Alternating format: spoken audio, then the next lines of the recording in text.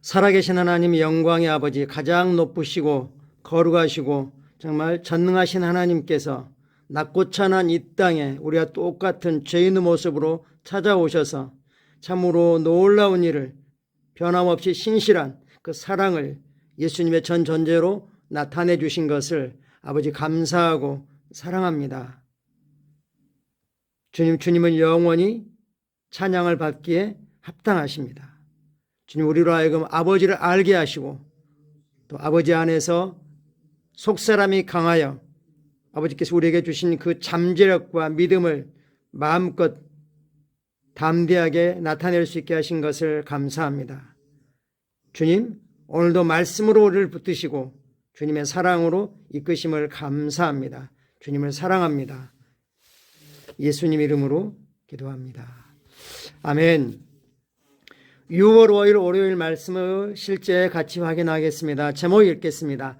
사랑의 메시지로 시작하십시오. 우리가 전하는 복음, 우리가 삶으로 살아내는 복음은 사랑의 메시지이고 생명의 메시지고 은혜의 메시지고 정말 우리 영 깊은 곳에 말로 표현할 수 없는 평강과 기쁨이 가득해서 실제 삶에서 행복이 넘치게 하는 그런 메시지입니다.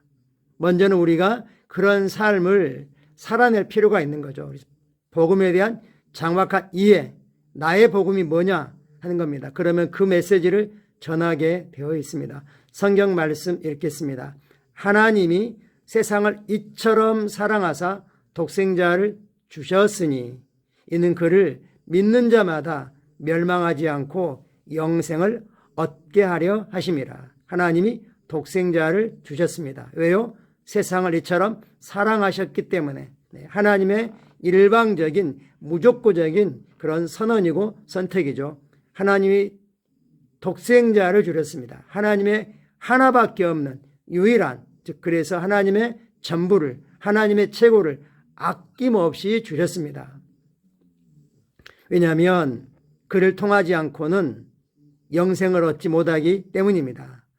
예수를 받아들이지 않는 자는 이미 멸망 가운데 있기 때문인 걸 말씀하고 있습니다. 우리는 그들에게 영생을 얻게 하는 그 복음을 가지고 있습니다. 복음을 전할 때 어떤 이들은 주로 죄에 집중해서 말하며 죄를 회개하는 것에 대해 강조합니다. 회개를 강조하게 되면 죄를 계속해서 말할 수밖에 없고 그러면 사람들을 죄를 더 많이 인식하고 의식하게 되고 삶의 환경이 주어지면 죄를 더 많이 지을 수밖에 없습니다. 그들은 죄를 벗어날 능력이 없죠.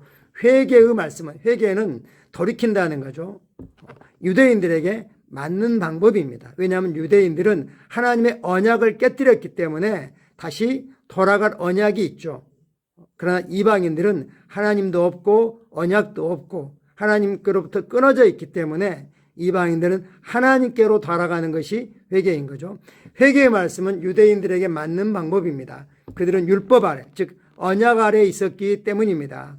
그들이 율법에 따라 해야 했던 행동은 죄를 지었을 때 잘못된 길에서 돌아서서 하나님께로 오는 것이었습니다. 깨어진 율법을 깨어뜨렸다고 인정하고 돌이키는 거죠. 그러나 유대인이 아닌 사람들, 곧 이방인들은 돌이킬 것이 없었습니다. 뭐가 없다는 거죠? 언약이 없습니다. 주장할 언약의 약속이 전혀 없습니다. 하나님께 나아갈 어떤 권리도 자격도 전혀 갖지 못했습니다. 그래서 이방인인 것 자체, 하나님이 없는 것 자체가 죄라고 말씀하고 있습니다. 그들은 자신을 정죄할 수 있는 율법 아래에 있던 적이 한 번도 없었기 때문입니다. 성경은 말합니다. 죄가 율법이 있기 전에도 세상에 있었으나, 즉 모세 율법을 받기 전에도 아담의 타락 이래로 죄가 있었지만 율법이 없었을 때는 죄를 죄로 여기지 않았고 양심의 법이 그들이 하나님 없는 상태, 버려진 상태라는 걸 그들이 일깨우고 있었죠. 그러나 로마서 3장 23절은 이렇게 말씀하십니다. 모든 사람이 죄를 범하였으며, 어떤 사람이요? 모든 사람 속에 예외는 아무도 없습니다. 모든 사람이 죄를 범하였으며 하나님의 영광에 이르지 못하더니. 죄를 범한 걸 뭐로 보여주는 겁니까? 하나님의 영광에 이르지 못해 있는 그 상태가 모두가 죄인이라는 걸 보여주고 있는 거죠. 여기서 모든 사람은 유대인과 이방인 모두 인류를 언약 있는 사람과 언약 없는 사람, 언약 있는 사람을 유대인이라 불렀고 언약 밖에 있는 사람을 이방인이라고 불렀습니다. 모든 인류를 모두를 포함합니다. 만약 율법이 이방인에게 주어진 적이 없기 때문에 그들이 한 번도 율법을 어긴 적이 없다. 그렇다면 죄를 지은 적이 없다. 이렇게 말한다면 그들의 죄는 어디서 난 것입니까? 죄에 대한 올바른 인식을 도와주고 있습니다. 우리는 창세기를 통해 하나님께서 아담과 하와를 창조하셨을 때 그들이 거룩하신 하나님의 임재 안에 있었다. 즉 하나님의 생명을 가지고 있었다는 걸 배웁니다. 아담과 하와는 하나님의 영광 가운데 살았습니다. 하지만 아담이 하나님께 대반역죄를 지었을 때 하나님의 말씀을 믿지 않기로 선택하고 하나님을 불신했을 때 죄를 지었습니다. 그들은 그래서 하나님께로부터 끊어졌고 하나님이 없는 죄인의 상태, 죄의 본성을 가린 상태로 끊임없이 계속 재생산되고 있었습니다. 그들은 하나님의 영광에서 끊어졌습니다. 이게 바로 죄인 거죠. 로마서 5장 19절은 이렇게 말씀하십니다. 기쁜 소식이죠. 한 사람이 순종하지 아니하므로 아담 한 사람의 불순종으로 말미암아 많은 사람이 죄인 된 것 같이 한 사람이 순종하심으로 마지막 아담이자 둘째 아담이신 예수 그리스도의 순종하심으로 많은 사람이 의인이 되리라. 즉 한 사람의 범죄로 모든 사람이 하나님의 영광에 이르지 못하게 되었습니다. 그것이 죄인 거죠. 이제는 그리스도 안에서 영광이 회복되었습니다. 지금 우리가 가지고 있는 메시지는 그리스도 안에서 예수님의 순종으로 말미암아 하나님의 영광이 다시 찾아졌다는 겁니다. 너희 안에 계신 그리스도신이 곧 영광의 소망이니라. 우리 안에 계신 그리스도가 바로 영광입니다. 주님이 영광을 온전하게 하셨습니다. 이것이 바로 복음을 죄의 문제로부터 죄를 지적하는 것도 시작해서는 안 되는 이유입니다. 하나님의 사랑을 우리가 전하는 거죠. 하나님의 은혜를 전하는 거죠. 오히려 복음은 사랑의 소식으로 시작해야 됩니다. 그것이 핵심입니다. 예수님께서는 오늘의 본문 구절에서 이에 대해 말씀하신 것입니다. 예수님의 동기는 사랑이었습니다. 하나님이 세상을 이처럼 사랑하셨기 때문에 독생자를 주셨다.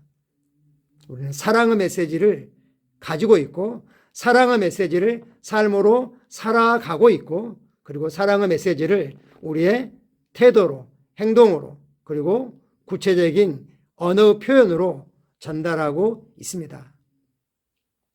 오늘의 본문 구절을 볼 때 예수님께서는 죄에 대해서 아무 말씀도 하지 않으셨다. 나는 너희가 아무도 멸망하지 않기를 원한다. 아무도 고통당하지 않기를 원한다. 너희가 영생을 하나님의 생명을 마음껏 최대치로 누리기를 원한다. 이렇게 말씀하죠. 이것이 그리스도의 복음입니다. 즉 그리스도의 복음은 생명의 복음이고 은혜의 복음이고 평안과 기쁨의 복음이고 사랑의 메시지입니다. 복음은 사랑의 소식이자 생명의 말씀입니다. 이 생명은 하나님의 생명이자 본성이며 예수님의 죽으심, 장사되심 그리고 부활 즉 속량으로 인해 믿는 모든 자들에게 제공되었으며 가능케 되었습니다. 아멘. 하나님의 관점에서는 모든 사람의 구원이 예비되었고 제공되었습니다. 그 사람을 위한 구원이 제공되었습니다. 그가 할 일은 복음의 마음을 활짝 열고 예수를 주님으로 고백하고 믿음으로 자신의 것인 구원을 람바노하게 돕는 것입니다.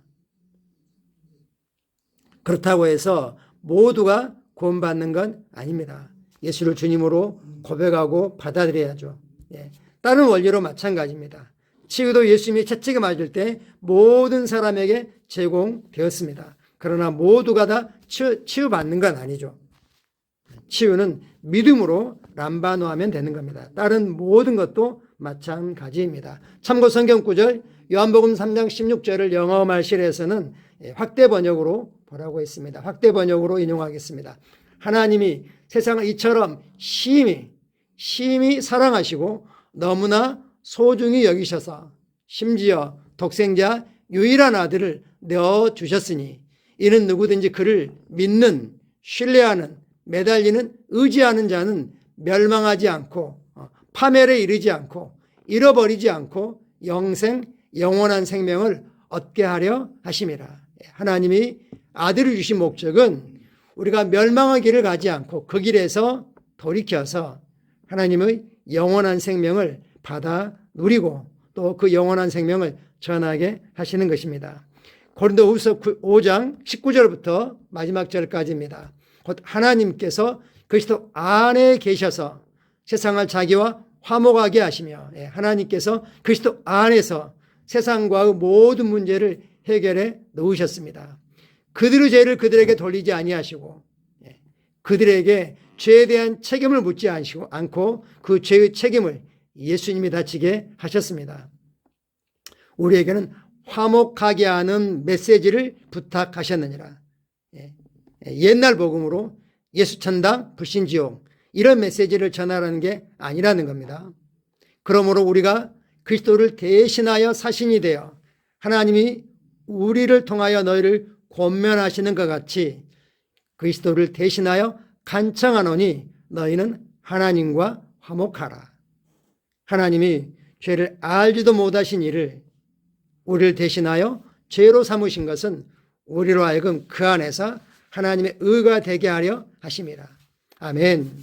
우리가 예수를 받아들이기만 하면 우리는 하나님의 의가 되고 하나님과 완전히 화목하고 하나 되고 드디어 평안을 누리게 되는 것입니다. 우리는 이 메시지를 가지고 있습니다. 오늘 누구에게 이 메시지를 전할지 성령 안에서 기도할 때 보여주시고 또 그의 마음을 준비시킬 겁니다.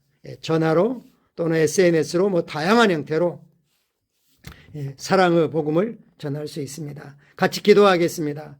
사랑하는 아버지, 전 세계의 사람들이 예수 그리스도 참된 복음과 그 결과로 주어지는 의의 선물을 듣고 받아들일 때 아버지 사랑이 표현되고 드러나고 받아들여집니다.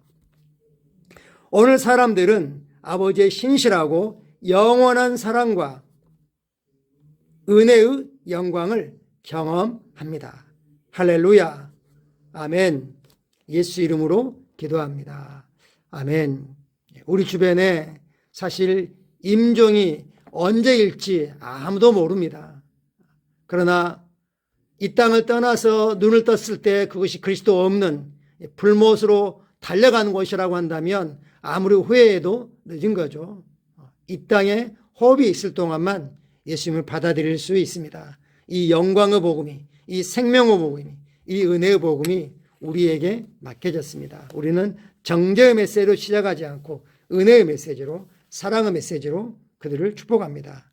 감사하고 사랑하고 축복합니다.